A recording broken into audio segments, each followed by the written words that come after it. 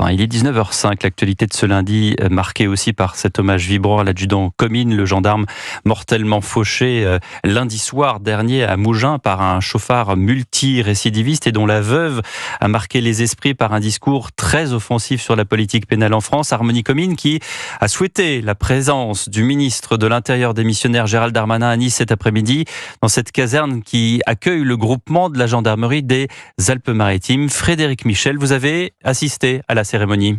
Oui, et après s'être entretenu avec la femme et les enfants du gendarme Éric Comines, Gérald Darmanin a présidé la cérémonie d'hommage et comme un signe, le ciel bleu de Nice s'est assombri à l'entrée du cercueil, porté par 5 camarades du peloton motorisé de Mandelieu-la-Napoule.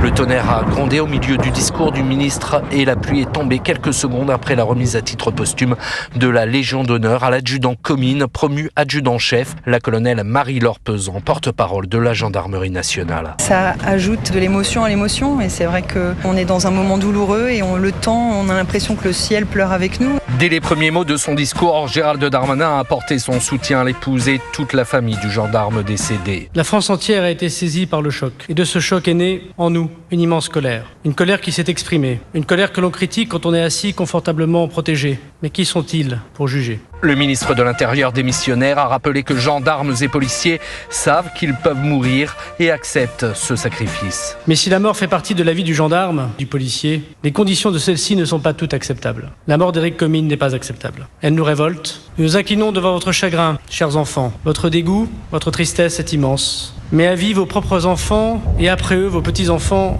auront le plus grand honneur qui est donné à une fille ou à un fils de France. De pouvoir dire « Mon père était un héros ». Nous serons toujours à vos côtés, a promis Gérald Darmanin. La marche funèbre de Chopin, jouée par la Garde nationale, a ensuite accompagné la sortie du cercueil de l'adjudant-chef Éric Comines.